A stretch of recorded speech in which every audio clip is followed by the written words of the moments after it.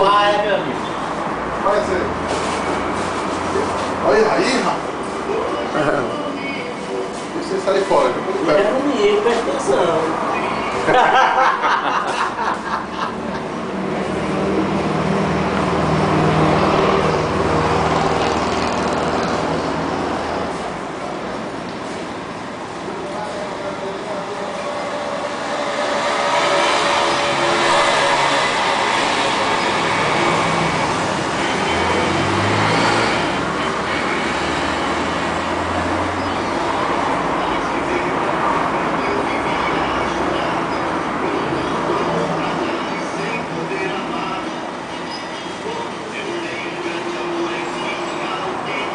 O futebol cearense não merece nem a torcida que tem.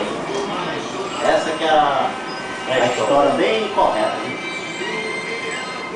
E olha, por depender de torcida, Fortaleza e Ceará não era para estar disputando Série B de campeonato. Não era não. Fortaleza e Ceará era para ser time de primeira divisão. Que nem Grêmio, Internacional, qualquer outro.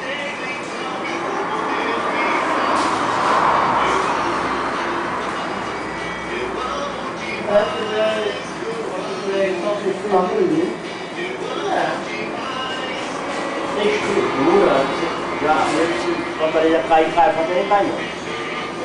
Eu não sou torcedor de futebol.